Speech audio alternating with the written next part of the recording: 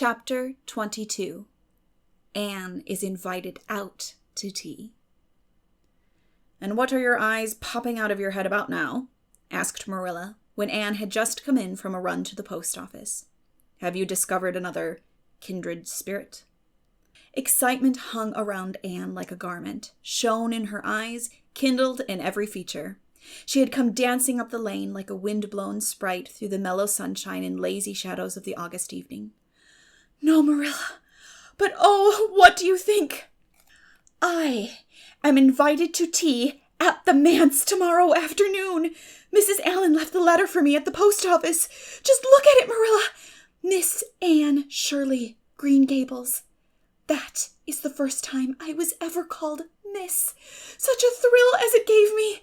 I shall cherish it forever among my choicest treasures."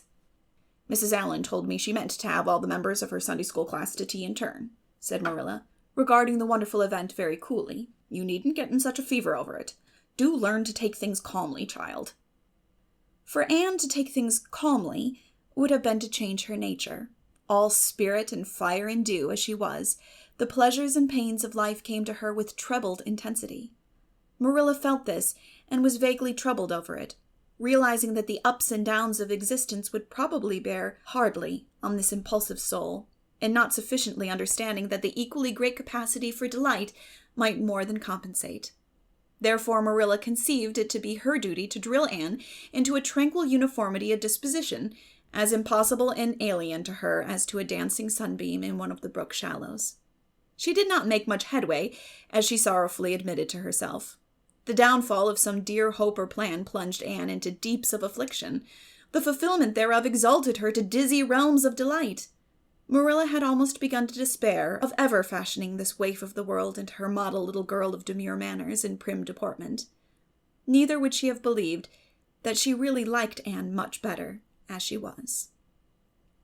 Anne went to bed that night speechless with misery, because Matthew had said the wind was round northeast and he feared it would be a rainy day tomorrow. The rustle of the poplar leaves about the house worried her. It sounded so like pattering raindrops. And the dull, faraway roar of the Gulf, to which she listened delightedly at other times, loving its strange, sonorous, haunting rhythm, now seemed like a prophecy of storm and disaster to a small maiden who particularly wanted a fine day. Anne thought that the morning would never come. But all things have an end, even nights before the day on which you are invited to take tea at the manse. The morning, in spite of Matthew's predictions, was fine, and Anne's spirits soared to their highest. "Oh, Marilla, there is something in me today that makes me just love everybody I see," she exclaimed as she washed the breakfast dishes. "You don't know how good I feel. Wouldn't it be nice if it could last? I believe I could be a model child if I were just invited out to tea every day. But oh, Marilla, it's a solemn occasion too. I feel so anxious. What if I shouldn't behave properly? You know I never had tea at a manse before, and I'm not sure that I know all the rules of etiquette, although I've been studying the rules given in the etiquette department of the Family Herald ever since I came here. I'm so afraid I'll do something silly, or forget to do something I should do. Would it be good manners to take a second helping of anything if you wanted to very much?" "The trouble with you, Anne, is that you're thinking too much about yourself. You should just think of Mrs. Allen and what would be nicest and most agreeable for her," said Marilla, hitting for once in her life on a very sound and pithy piece of advice. Anne instantly realized this. "You are right, Marilla. I'll try not to think about myself at all." Anne evidently got through her visit without any serious breach of etiquette, for she came home through the twilight under a great high-sprung sky glorified over with trails of saffron and rosy cloud, in a beatified state of mind, and told Marilla all about it happily, sitting on the big red sandstone slab at the kitchen door with her tired curly head in Marilla's gingham lap. A cool wind was blowing down over the long harvest fields from the rims of furry western hills and whistling through the poplars. One clear star hung above the orchard, and the fireflies were flitting over in Lover's Lane, in and out among the ferns and rustling boughs. Anne watched them as she talked and somehow felt that wind and stars and fireflies were all tangled up together into something unutterably sweet and enchanting. "Oh, Marilla, I've had a most fascinating time.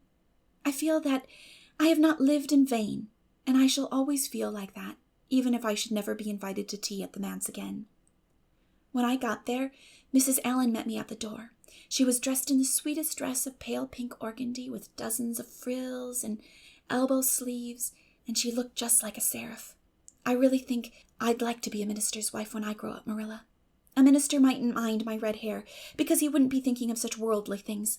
But then, of course, one would have to be naturally good, and I'll never be that, so I suppose there's no use in thinking about it. Some people are naturally good, you know, and others are not. I'm one of the others. Mrs. Lynde says I'm full of original sin. No matter how hard I try to be good, I can never make such a success of it as those who are naturally good. It's a good deal like geometry, I expect. But don't you think that trying so hard ought to count for something? Mrs. Allen is one of the naturally good people. I love her passionately. You know, there are some people like Matthew and Mrs. Allen that you can love right off without any trouble. And there are others, like Mrs. Lynde, that you have to try very hard to love. You know you ought to love them, because they know so much and are such active workers in the church, but you have to keep reminding yourself of it all the time or else you forget. There was another little girl at the manse to tea from the White Sands Sunday School. Her name was Loretta Bradley, and she was a very nice little girl. Not exactly a kindred spirit, you know, but still very nice. We had an elegant tea, and I think I kept all the rules of etiquette pretty well. After tea, Mrs. Allen played and sang, and she got Loretta and me to sing too. Mrs. Allen says I have a good voice, and she says I must sing in the Sunday school choir after this. You can't think how I was thrilled at the mere thought. I've longed so to sing in the Sunday school choir as Diana does, but I feared it was an honor I could never aspire to. Loretta had to go home early because there is a big concert in the White Sands Hotel tonight, and her sister is to recite at it. Loretta says that the Americans at the hotel give a concert every fortnight in aid of the Charlottetown Hospital, and they ask lots of the White Sands people to recite. Loretta said she expected to be asked herself someday. I just gazed at her in awe. After she had gone, Mrs. Allen and I had a heart-to-heart talk. I told her everything, about Mrs. Thomas and the twins and Katie Maurice and Violetta, and coming to Green Gables and my troubles over geometry. And would you believe it, Marilla? Mrs. Allen told me she was a dunce at geometry, too.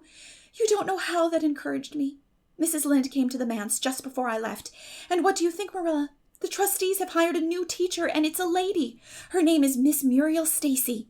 Isn't that a romantic name? Mrs. Lynde says they've never had a female teacher in Avonlea before, and she thinks it is a dangerous innovation. But I think it will be splendid to have a lady teacher, and I really don't see how I'm going to live through the 2 weeks before school begins. I'm so impatient to see her.